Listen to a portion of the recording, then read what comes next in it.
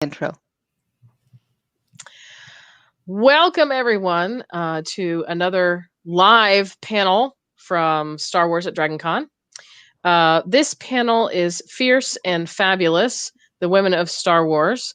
I'll be your host. I'm Joy Hatcher. I am just the moderator here to facilitate these awesome guests that we have. And we'll start with introductions. We'll start with Carol, and then Bria, and then Lucy. Hi, I'm Carol White, Star Wars fan since I saw it in the theater in 1977. I'm also a historian of women, gender, and sexuality, which is why I think I was invited to be on this panel. Hi, I'm Bria Livornia. I've been a panelist for Star Wars at DragonCon for many years now. Aside from that, I also do some freelance writing for StarWars.com, and I did some essay work in the comic series that Marvel Star Wars did last year called Age of Republic, Age of Rebellion, and Age of Resistance. And I'm also the managing editor over at the Star Wars fan site Tashi Station. Hello, I'm Lucian Lockhart, and I'm just a long-term Star Wars fan who happens to really enjoy the women in the books, and so I'm just here in that capacity. And Lucy used to also be a volunteer, as I am, for Star Wars at DragonCon, so we steal her back when we need her. So we're going to just dive in. The first question I've chosen today, and for the audience out there, I'll ask a question. Some of the questions, I'll call on somebody to start, and then we'll have a conversation, and it'll lead to another question until we get to the end. Rudine Sims Bishop is a professor at Ohio State University. And one of the things that she mentioned that really spoke to me about this panel is that books are mirrors, windows, and doors.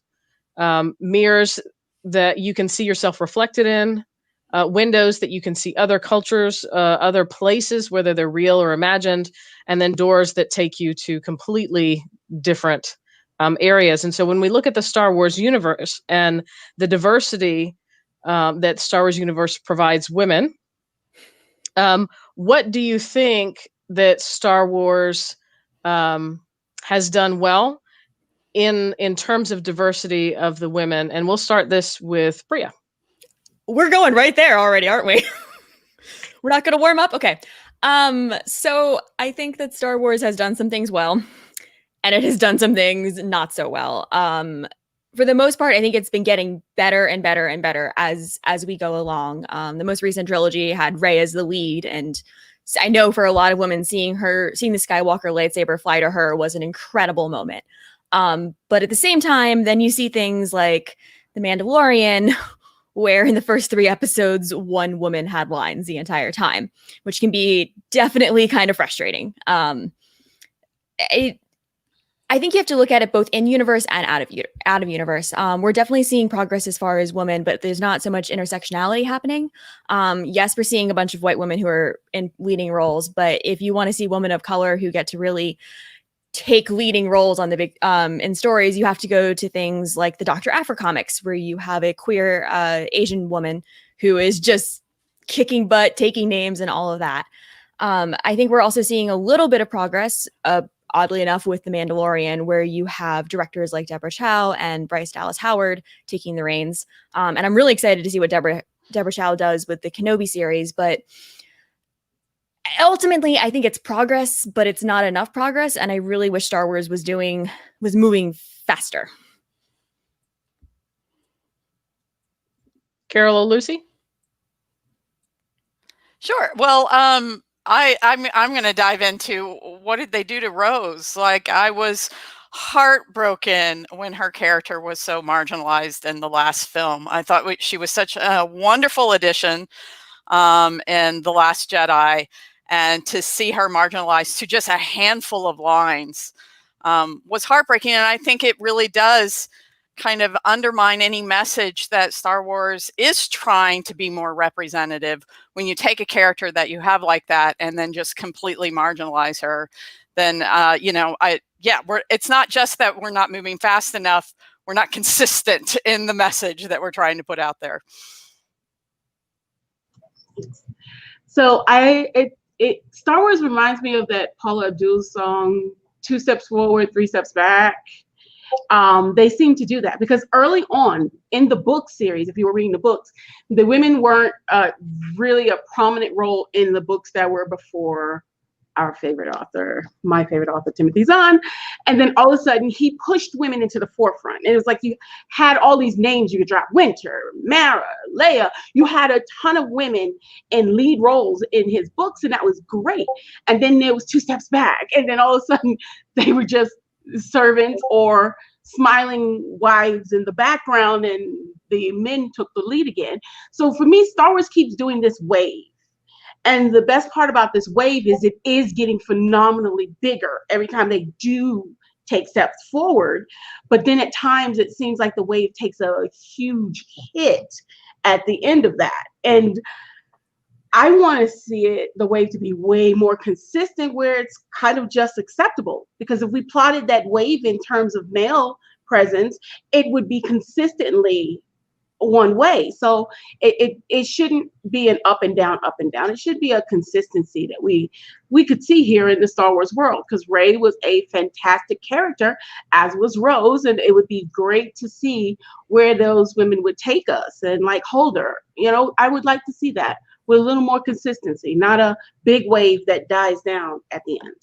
So, wait, can I jump in real quick? Yes. Sorry. I think it's just really a good point that you brought up the books, because the books are where we're seeing more prominent roles for women consistently. I mean, right here, Grand Admiral Rey Salone, who started out as like an antagonist role in the very first book of the new canon. And she's one of now like the more consistent characters you see in the books, to the point where she's even going to be in the Star Wars Squadrons video game. Like, her making that jump from the books to comics to video games is crazy cool. Yeah, right. So like I said, I mentioned Dr. Aphra before. So I think it is important to note that like some of the supplementary material is doing a much better job of moving upwards. But like my fellow panelists pointed out, in the movies, which will always be the top level of Star Wars, if that makes sense by saying top level, we're not seeing that forward progress. And it's really where there needs to be more of it. So to kind of piggyback on that question, what I'm hearing you say is that we have some diversity in the print materials, and that's been growing. Not seeing that paralleled in the things that come on screen. Lucy, I see you wagging a finger. Not all print material. Comics are lagging behind the movies. Comics lag behind light being discovered. It's just not there. And when they did do the Mara Jade series, that was amazing. But then after that, it kind of fizzled out. And you can't even get a telenovela style comic book on that features women heavily in Star Wars. So that print material, but I have seen some, but their waves are smaller than in the movies. Yeah, no, it is. I don't want to like underestimate how cool Aphra's been. Like I feel like I'm gonna be a broken record right now, but like the fact that she's lesbian, like her creators have flat out said, yes, she is lesbian and she is Asian, and like she's made the jump. She has her own 2 action figures, which is crazy, and she originated in the Darth Vader comics. So I'm curious. You were talking about a wave throughout kind of the Star Wars universe of women coming to prominence in lead roles, and then there being diversity in that, and then maybe taking a dive. I see somebody commented, but Aphra. So I think people are listening. But what do you think what can we, the fandom, do to make that less of a wave and more of a consistent flow? Vote with your dollar.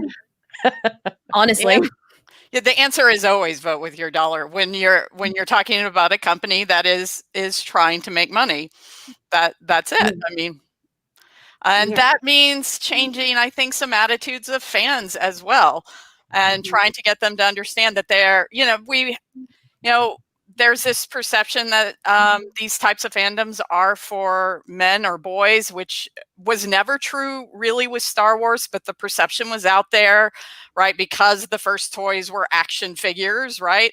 And so, for a long time, I think that's a lot of what they were producing was with that assumption in mind, and you kind of get into that habit that you have a hard time breaking that habit. Video gaming did the same sort of thing when they kind of made an assumption that little boys want to play video games and little girls don't.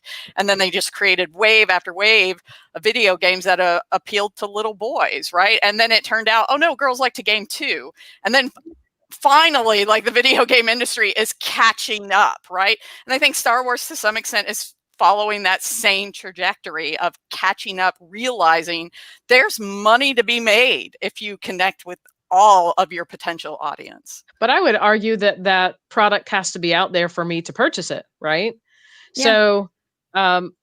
So if there's one comic series out there with a strong, diverse female role model, then just go buy it all so that they'll do more.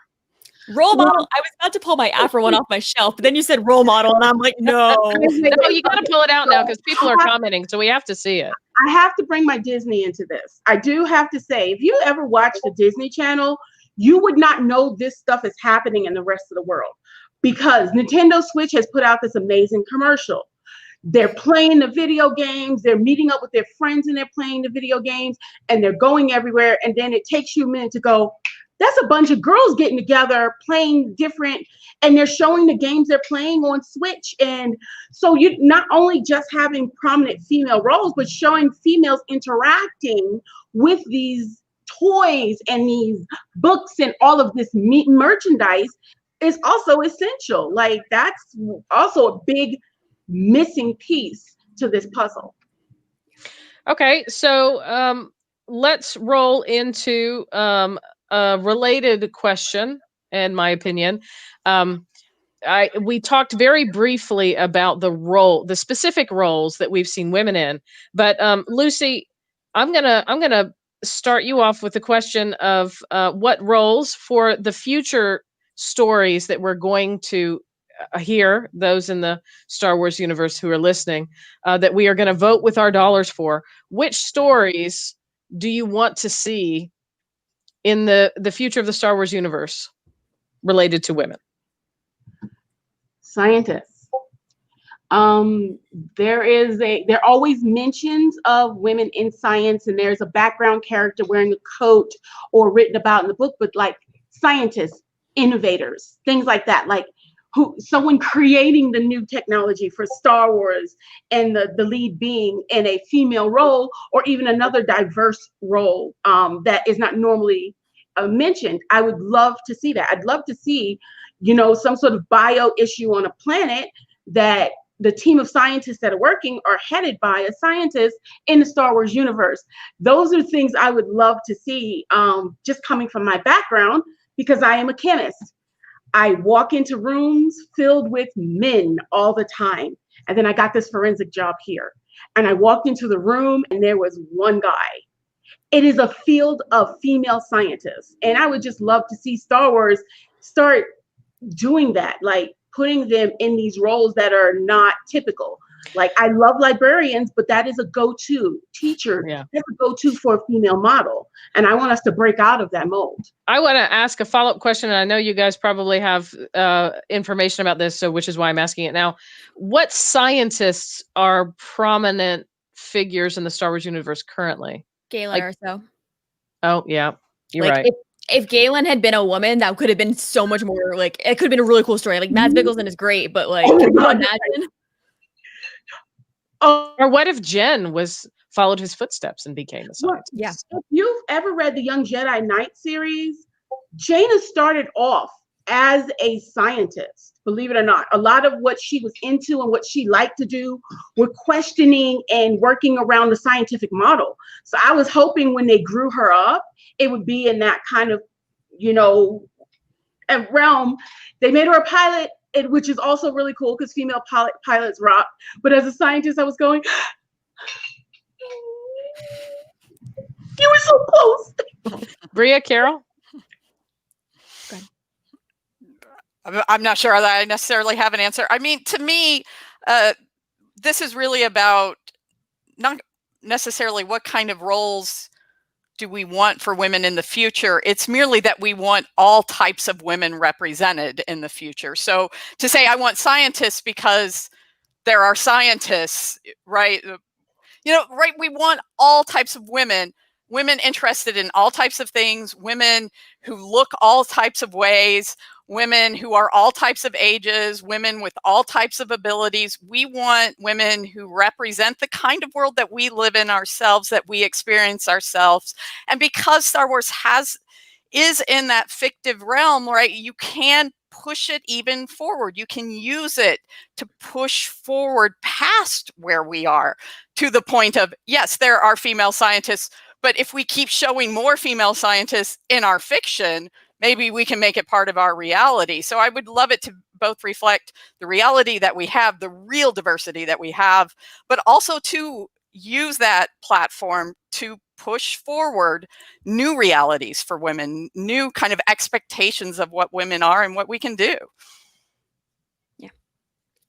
I have nothing else to add. That basically covers it, honestly. Like seeing characters, like gender parity, really, I think is what I would like to see. Where I love Rogue One, and I don't want to sound like I'm bashing it because that movie's great, but seeing more women represented on the screen, like throughout Yavin 4 and everywhere else, would have been great. Like, why did all the random scientist dudes, again, going on the scientist thing, why do they all have to be dudes? I see a comment from Alex who said, honestly, Galen and Lyra could have been switched in Rogue One.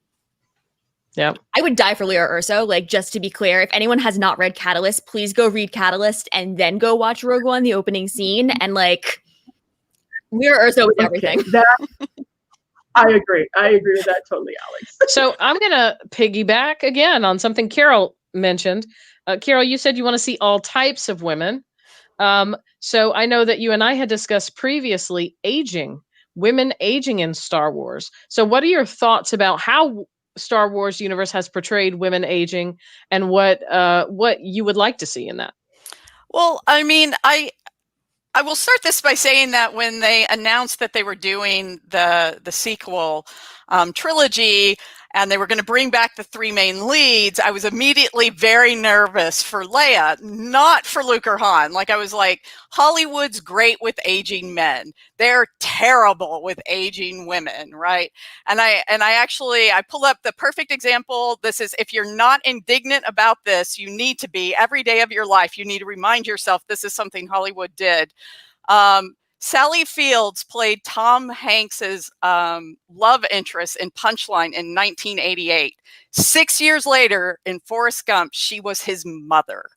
6 years later, she was his mother, right? Love interest to mother. And that's what Hollywood does to aging women, right?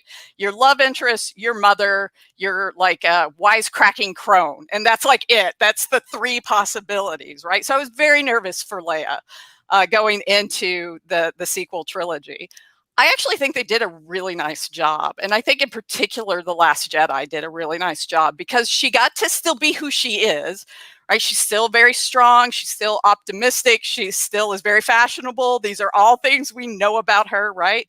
But what I liked about particularly The Last Jedi is you did get to see her kind of carry the weight of the years on her shoulders. She even admits to Holdo, like, it's been too many losses. I have felt too many losses. And I just kind of loved that moment because it showed her as someone who has experienced things. You didn't have to see all the experiences to know that she carried that weight with her. And I think that was really great. That kind of fleshes her out and shows her to be that kind of full person that she should be by that time, right? And and again, she still gets to be everything we know and love about her, but she does have more complexity to her that comes with age and experience. So I actually thought they handled that very well. I was really quite impressed, and I'm so sad that Carrie Fisher left us before we got a chance to see how they could continue to flesh that out in the third movie as well. So I was actually surprisingly pleased with how well they did with Leia, considering Hollywood's tendencies with older ladies.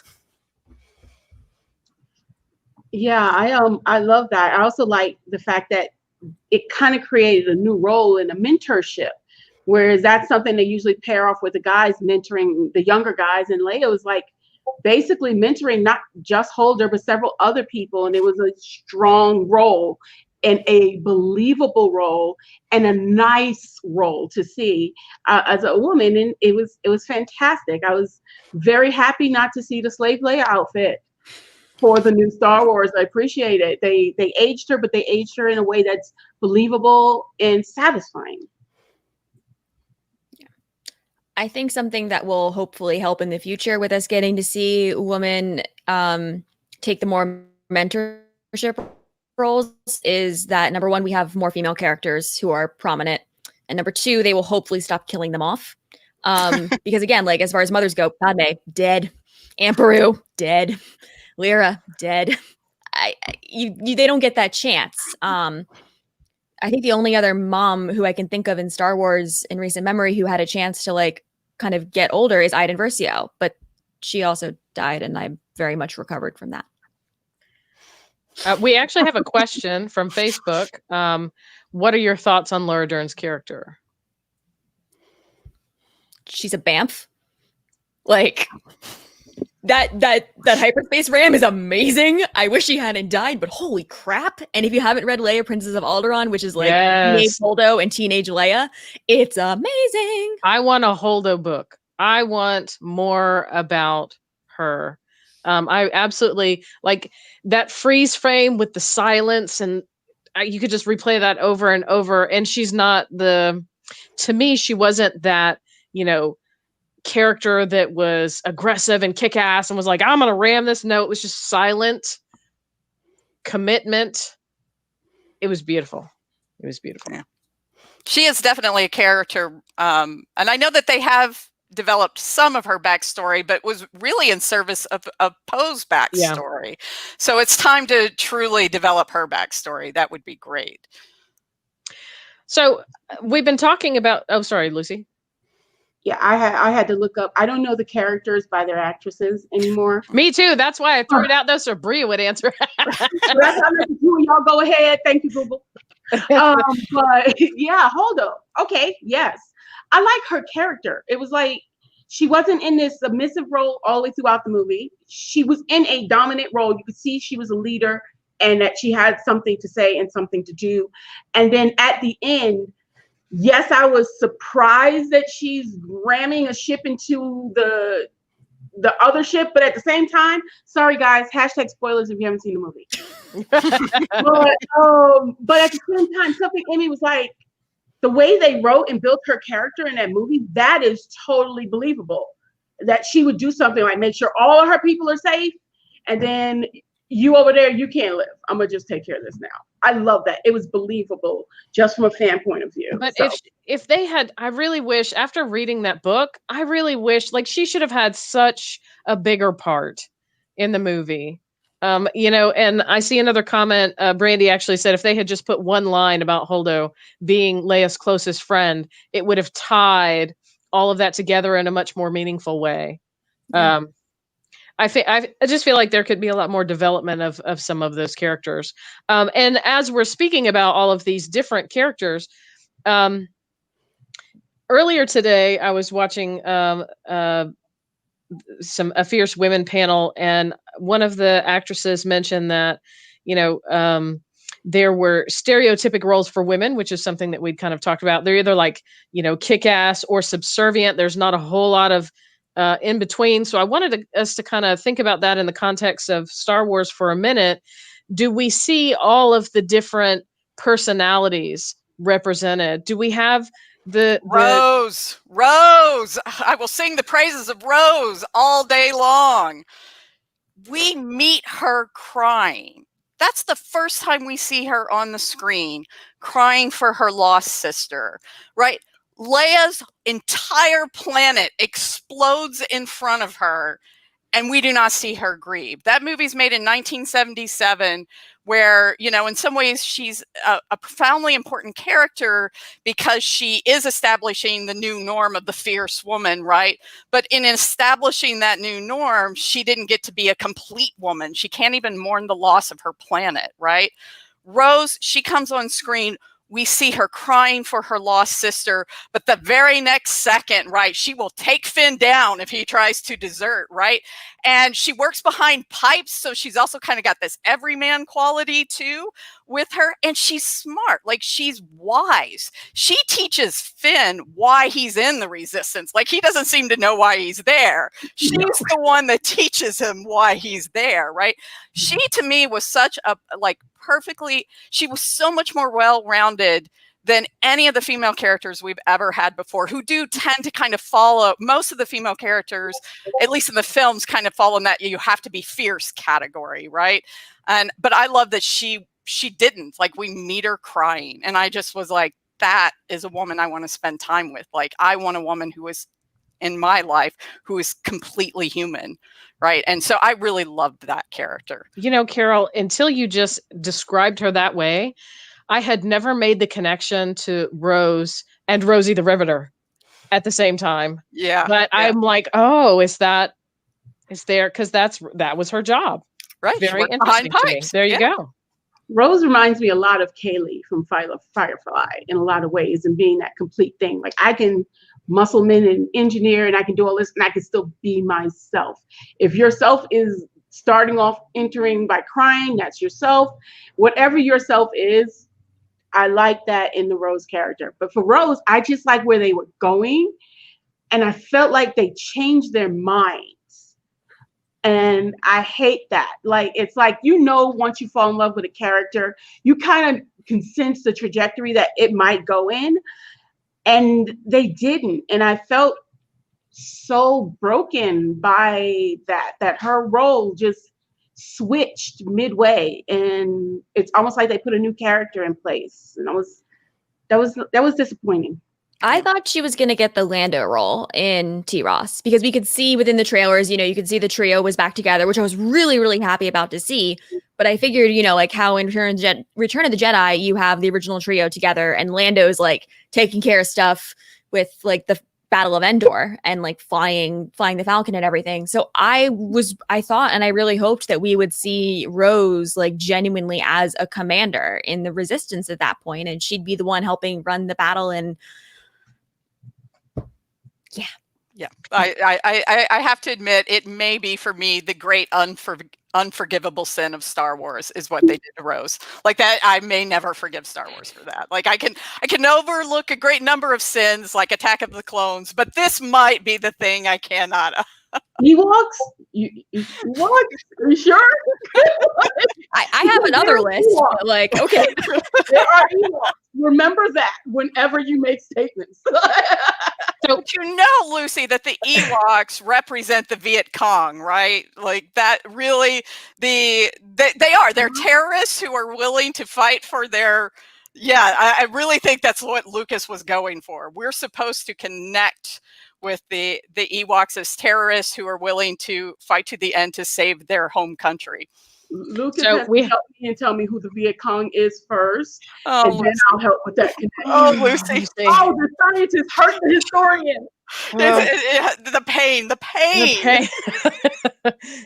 Lucy, we sat in the same history classes.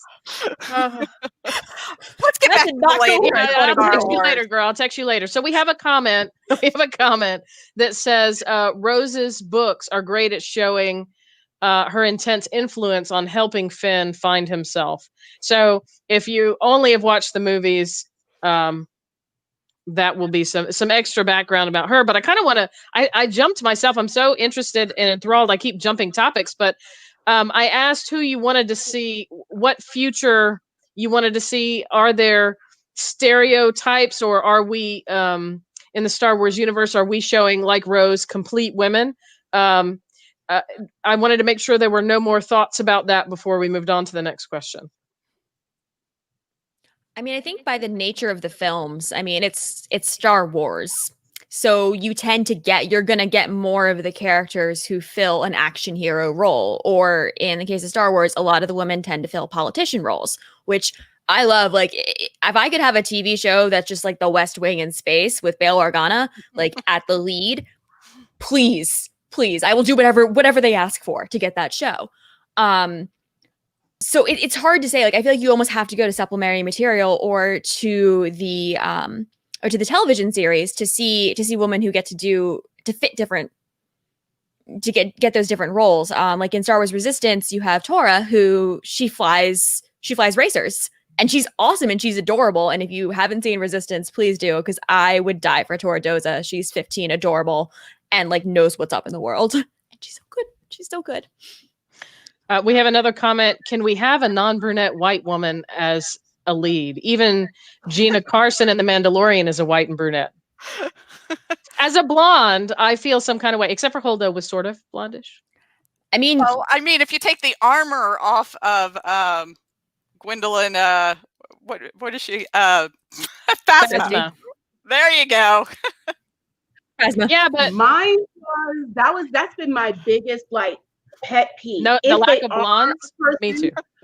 A person of color, they do something like take the beautiful, talented, amazing Lupita, and they put her in a CGI Hobbit, or they take Ahmad Best and he's Jar Jar, and so it becomes an issue, because if someone doesn't like that character, it hurt him for many years. And it sucks, because he's an amazing voice actor, an amazing person. And Lupita, we all know, she stands on her own. She is her own continent of amazing. And she's this, and it's so frustrating. So everybody's like, oh, but there are Black people in Star Wars. All right, so let's play page through. Hobbit, Hobbit, Hobbit, Hobbit, Lando. Hobbit, Hobbit. You know, it's like, I would love to see that. I totally am in agreement. Oh my gosh. I do love Maz Kanata, and she did a phenomenal job voice acting there. But I absolutely agree with your comment. We have another Facebook comment. I love The Rise of Skywalker. Can we talk a positive? Rey saves the galaxy by her kindness for all living beings. She helped the snake, which BB-8 saw, then who helped Dio, who helped Finn, who this words that I don't know, with Jana blows up the lead ship. Yeah. Exegol. Yep, that one. That's why I'm just a volunteer that reads the comments and the questions.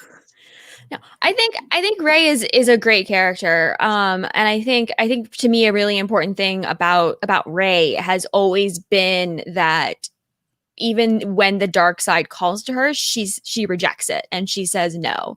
One of the strongest scenes to me in the original trilogy is when Luke Skywalker throws away his lightsaber and says, "You failed, Your Highness. I'm a Jedi like my father before me."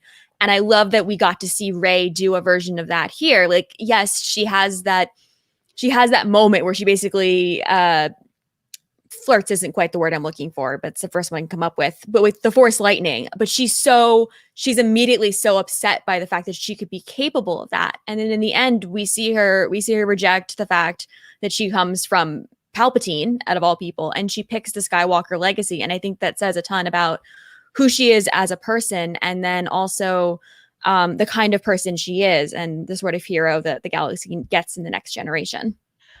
Bria, I have to say that if blowing up a ship from the ground is flirting with Force lightning, that's a little frightening to me. And Carol, flirting with the dark side, right?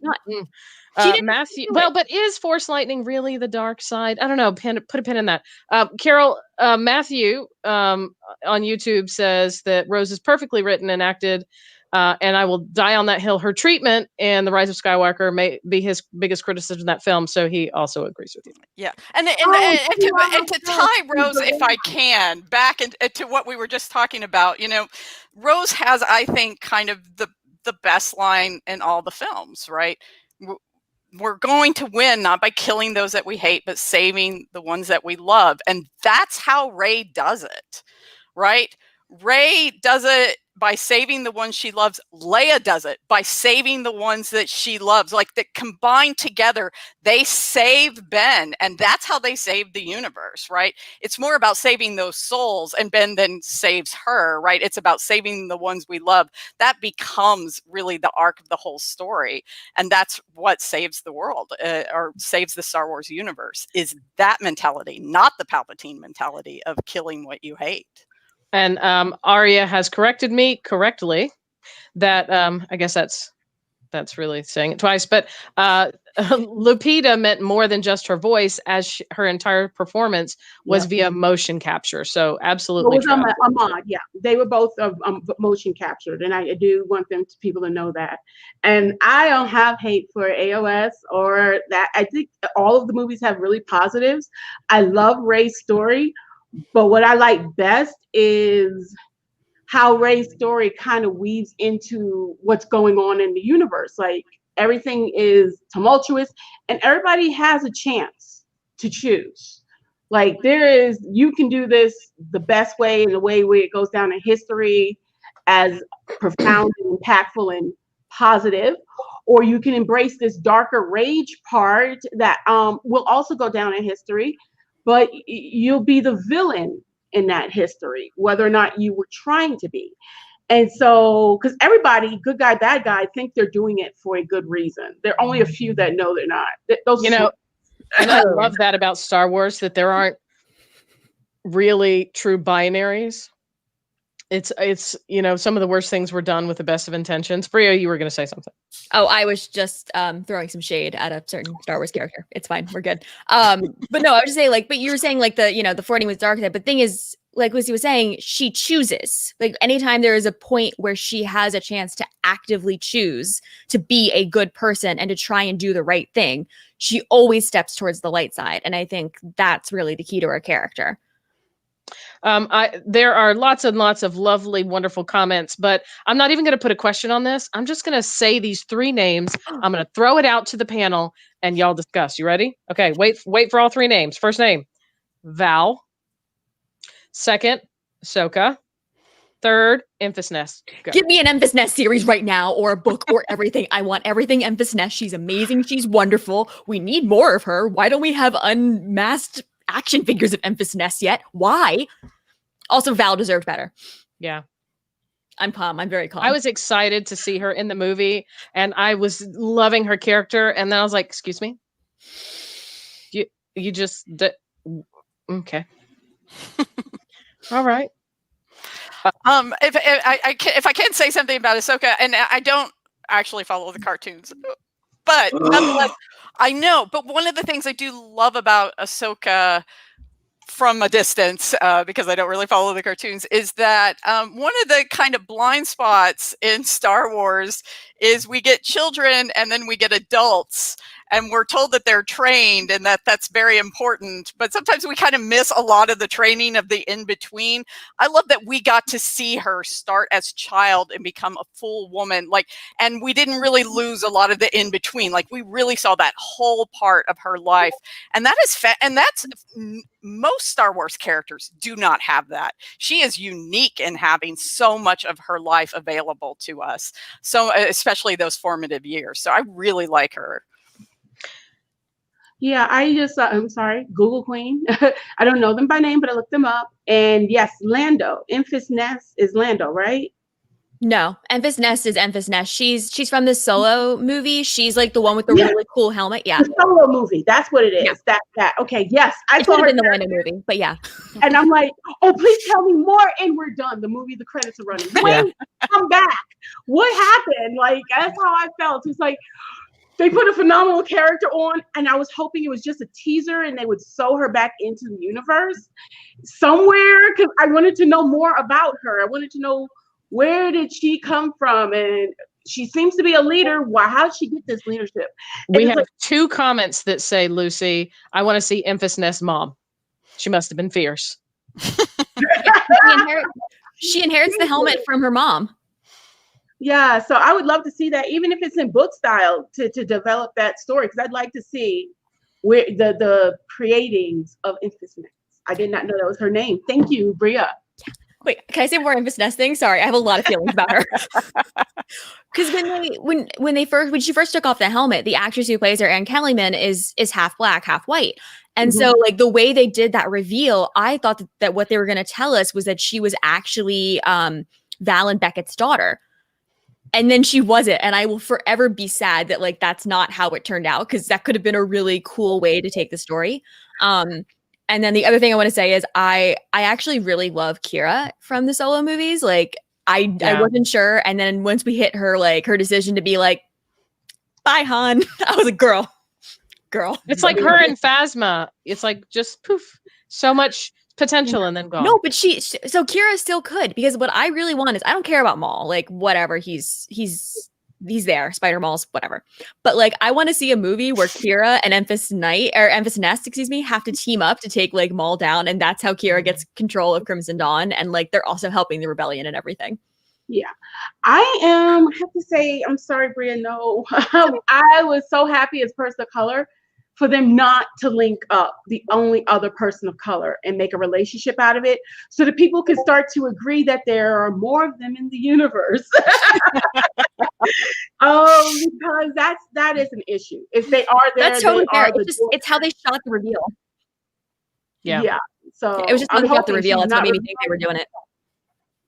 Yeah. So we've got another name thrown out there in the comment. I know, but Vi Moradi. Lucy, you're muted. That's how you thought. Mm-mm. I think it's very cool that she's running around the parks. There you go. And since we're on this name dropping piece, it's a good time. I had a question ready. Which woman do you think in the Star Wars universe had the biggest impact on the universe? Or you can answer which one was the most underappreciated. Or that could be the same answer. I don't know. Padmé. Which is that most had the biggest impact or most underappreciated? Both. I think that are we talking like in universe or out of universe? Whatever your answer is. Okay, so I think in universe that Padmé is or out of universe rather, Padmé is one of the most underappreciated characters, and that ties in a lot to the fact that for very many years the prequels were scorned by fans. That is changing now. Because number one, the prequel generation, aka me and my fellow age mates, we're growing up and we're able to express how we feel about the movies more vocally now. You have the Clone Wars generation who is growing up as well, and you're getting amazing books about Padmé, like Queen's Shadow and Queen's Peril by E.K. Johnston. In the universe, though, I think her impact is huge. Number one, she's Luke and Leia's mom.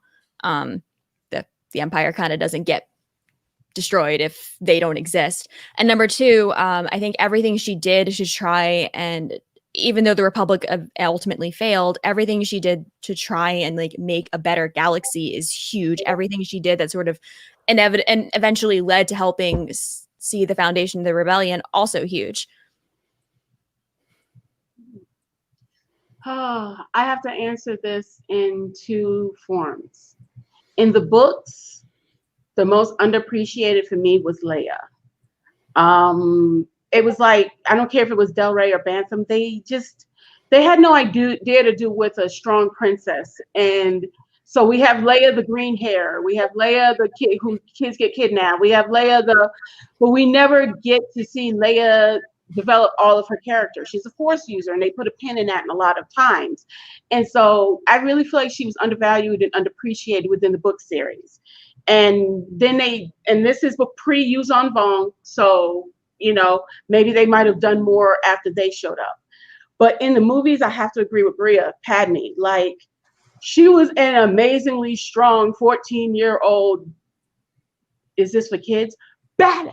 You know what I'm saying? So like, I was happy for her, and I feel like she was an awesome character. But then also underappreciated because there's so much they could have done with her. And yes, there's so much, but she does a lot, and she struggles, and she has an impact on all the decisions, and making it clear that this is not the best way that you guys are choosing, no matter what is the outcome of this vote or what is the outcome of this war. This is not the way. And so I do like that. And even at the end, when she's talking to Anakin, before he does that thing that we force chokes her, she's still trying to let him know this is not the way. And I just hate that she was underappreciated. People didn't listen to her the whole way through. It was like, oh my gosh. So that's how I feel. Padmé, movies, Leia. So Padme's the Cassandra. She keeps telling everybody and nobody will listen to what she has to say. That sounds about right. Yeah, I don't know that I feel I have a strong opinion about this. I mean, you guys have kind of persuaded me about Padme, so now I'm like, maybe I should think more about Padme. I mean, potentially the most underappreciated woman who impacted the Star Wars universe would be Palpatine's mother, who we know nothing about, but she would be interesting to know something about. No, I honestly, I do agree that Padme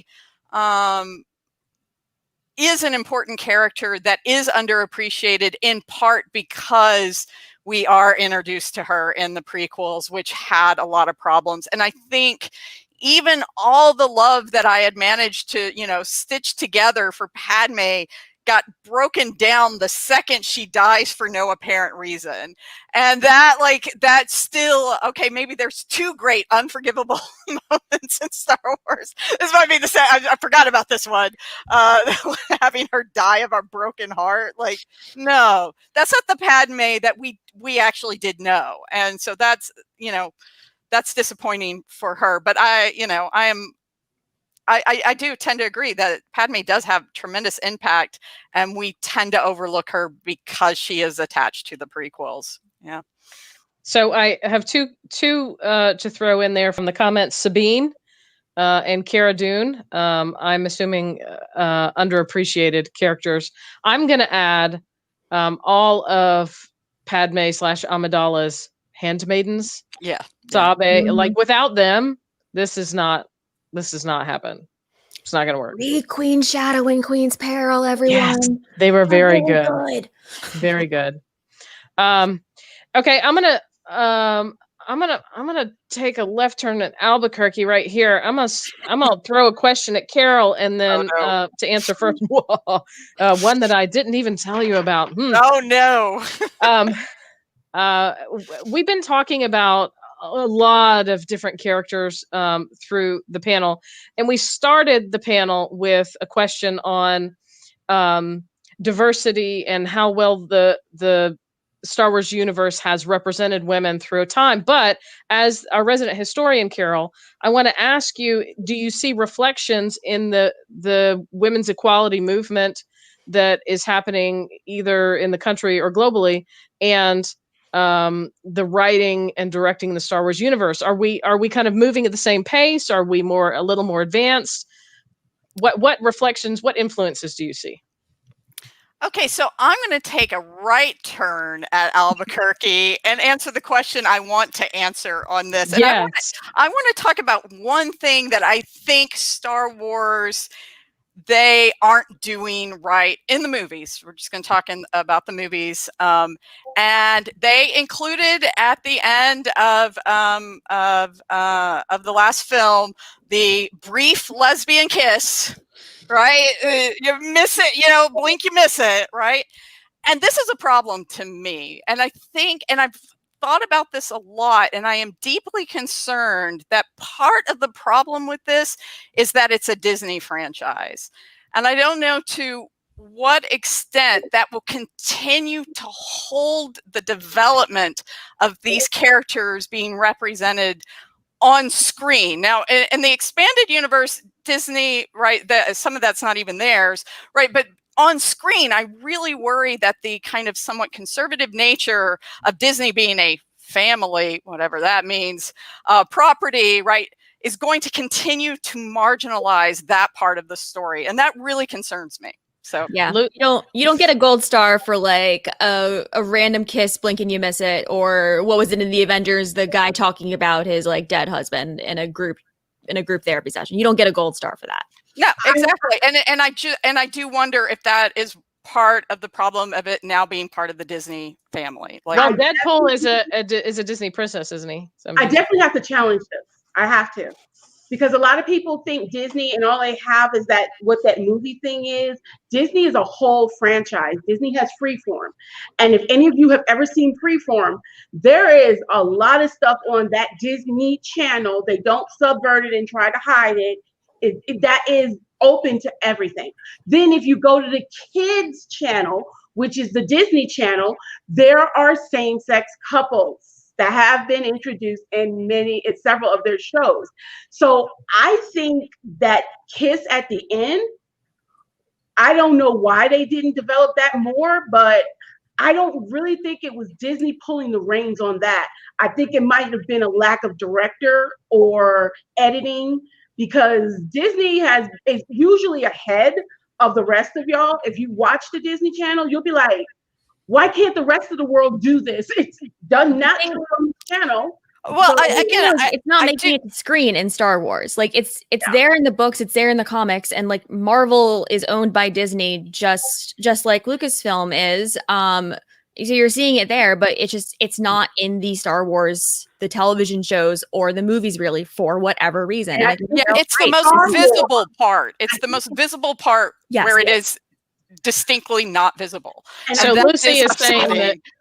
Lucy is saying that that kiss that we saw is the door opening, is what you believe, because we're starting to see it in the Disney Channel that is marketed to younger audiences. We've been seeing it. We've been seeing it for 2 years on the Disney Channel. I think there's something about the Star Wars canon where it's become like, don't do it.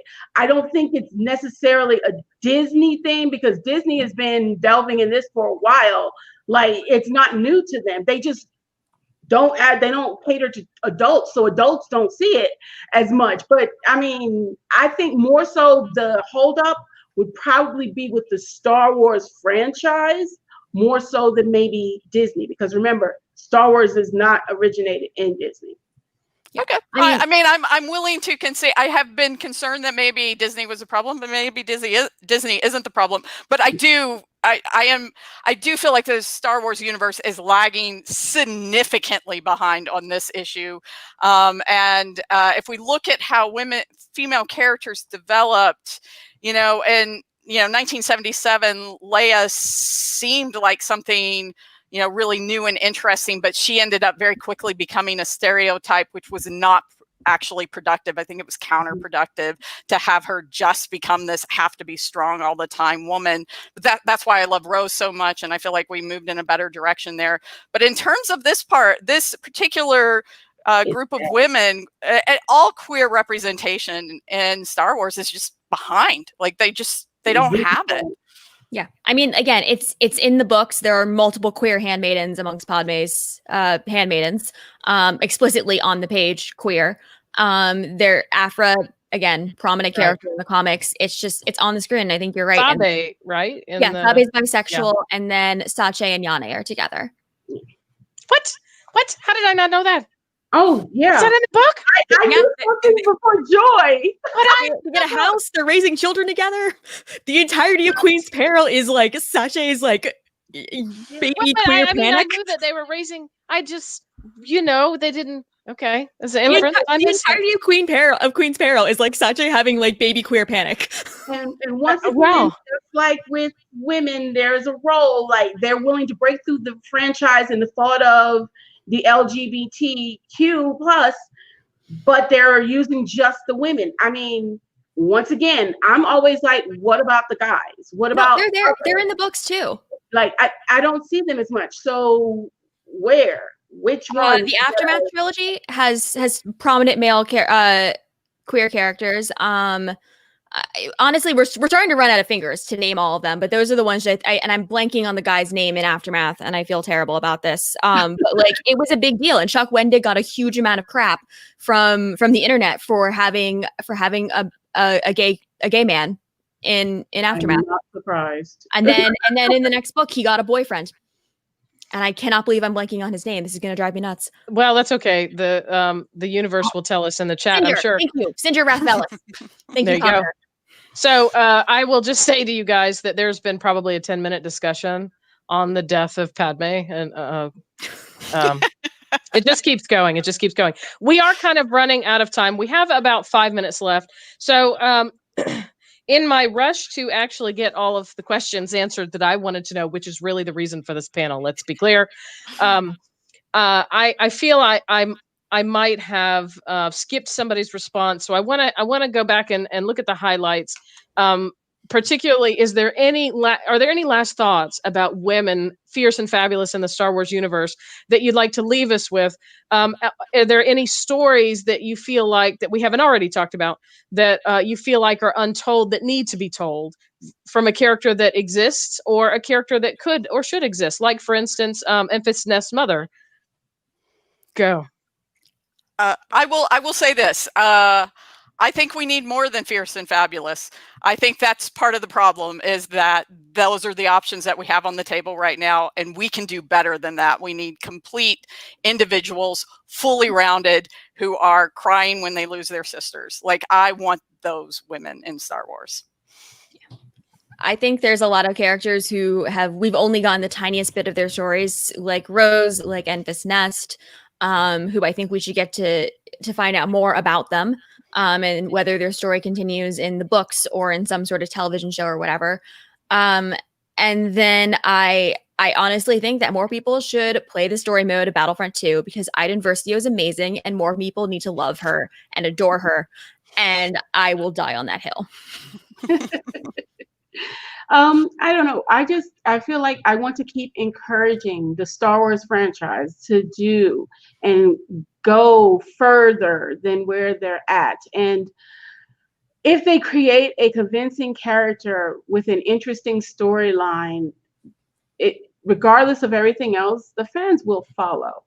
Like, seriously, we will follow. And it's the vice versa. If you convince an unconvincing character and it's not an interesting character, we're not going to be willing to follow them as much. So I want them to not just take the role that was written for a man and then put a woman in it, because that's the wrong perspective. I want them to take the role, if they're going to put a woman in it, and write it from her perspective. Same for if they decide to use others. If you're using a person of color, don't just put the person of color in the role saying the lines that you wrote for somebody that wasn't. Write it as if it was there. Make the character believable, not stereotypical, because we don't have to have Felicia. Okay, if Felicia is what they are, that's fine, but put them in there and let them be believable. So Star Wars, keep going, because it looks like you want to put more movies out. Looks like you want to put out more printed material. So stretch those boundaries, and sometimes you'll have to ignore the fans when you do something new. I'm going to say Sabe. I want more of that story. I feel like the last book kind of left it at a place where she had more exploring and detective work to do. But I want to kind of circle back around and do one more final question. Favorite Don't you know character? What final means? Clearly not. Clearly not. I'm going past the bell here. So, your favorite character, and Lucy, your Tennille Ka reminded me of that. I want everybody to share with us your very favorite character, female character of all of the Star Wars universe. Okay, Iden Versio. Why? Because she was the first time that I really felt like I'm half Asian. Like, it was the first time I actually saw a character who I felt like looked like me on the screen, even a video game. But like, she's amazing. She connected to me in so many different ways. I love her. I adore her. I wish we got more stories about her. Mine's was, believe it or not, my favorite Star Wars character and Star Wars female character has always been Tennille Ka Chum Tajo. I love her character. I love that she didn't come in as this one pre-scripted way. When they wrote her, they wrote her. So it was really cool. She came in, she's handy capable. At one point, she loses her arm, and they write her character naturally. She still becomes a kick behind Jedi, and an amazing friend who has to access her emotions. Because if I was in the Star Wars universe, I wouldn't be crying about my sister. I get mad. So the emotion would be presented differently. And Tennille Ka was kind of that way, where they had to kind of help her along the way. And I love that. I love her character so much. You have to read the Young Jedi Knight series to see her. I don't have it. How can I choose one? I mean, obviously tonight I have top 3, top 2. Tonight I have I think I have had a clear agenda of pushing Rose. So I am going to say Rose because that has been my agenda all night and I'm sticking with it. Gosh, now I have to answer the question. And I think that, I really love Phasma. Her backstory. She's such a gritty. I'm going to do everything that I need to survive. I think she is occasionally vilified when she maybe doesn't need to be vilified exactly. And I think that she was shirked in the movies. Another one where you play it up, and I think that she could have been. I mean, she's written as a very dynamic character. Again, not binary good and bad. But what you said, Lucy, just made me think that maybe another thing we need more of is alternately abled people in the Star Wars universe. And I think that's all the time we have. I'm pretty sure somebody's pinging me right now. Thank you, everyone, for joining us at Star Wars at DragonCon. Thank you to our fantastic panelists, of whom this would be a very boring discussion if it were just me. So thank you, Bria. Thank you, Lucy. Thank you, Carol. I'll leave you a few seconds in the event that you would like to tell people where to find you on the interwebs. Sure. At Chaos Bria, or wait, I put it wrong. At Chaos Bria, Twitter, Instagram. I talk about video games all the time. I'm old. You can't really find me on the internet. On Twitter and I think Instagram, I'm at Wicked Teacher. I think I'm Lucy and the Smiling Teacher on Instagram, but I really am not. You'll find Lucy in the lab. That's where you'll find Lucy. All right, guys. Thank you so much. Thank you, Brandy, for allowing us to have this panel on this, the 100th anniversary of the women's right to vote in the U.S. Great panel. Great panel. Thanks for being with us. Thank you. Brandy, I'm assuming you're going to hit a button. Who's going to hang out here? No. Okay. I'll hit a button. Hey. Oh, hey. And don't forget, it's a trap. Yeah. And what Baby Yoda eats is on the science track next. We're all apparently, there's Wonder Porg.